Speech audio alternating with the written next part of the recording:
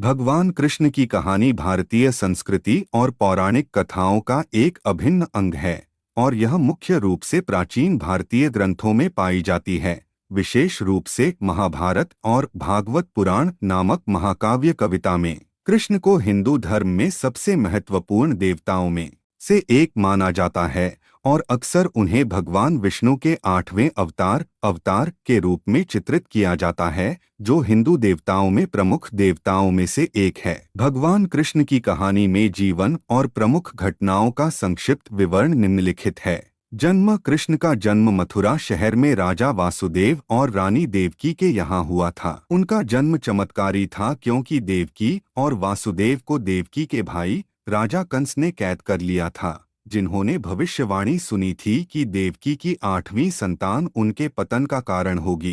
कृष्ण की रक्षा के लिए उनके जन्म के तुरंत बाद उन्हें गुप्त रूप से गोकुल गांव ले जाया गया, जहां उनका पालन पोषण उनके पालक माता पिता नंद और यशोदा ने किया। बचपन और जवानी। कृष्ण का बचपन उनके शरारती और चंचल स्वभाव की कहानियों से भरा पड़ा है।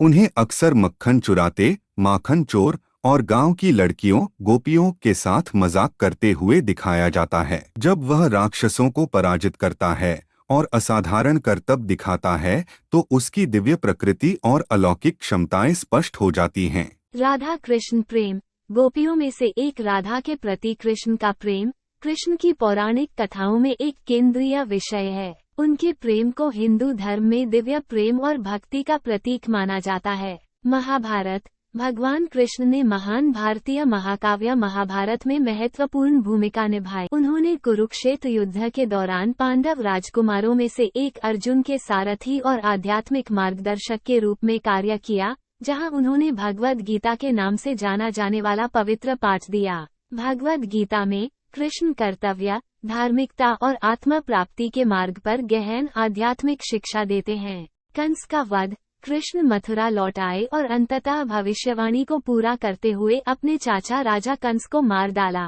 बाद का जीवन।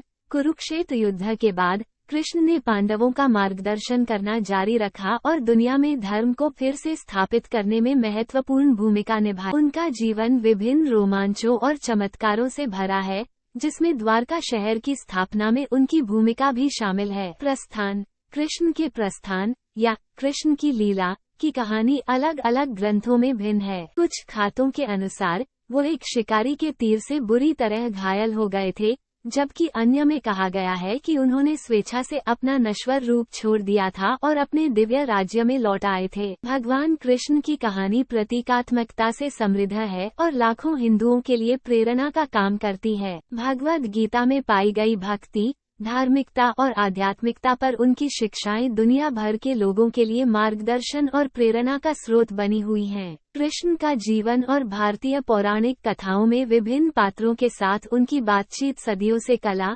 साहित्य और भक्ति का विषय रही है, जिससे वे भारतीय संस्कृति में एक प्रिय व्यक्ति बन गए हैं।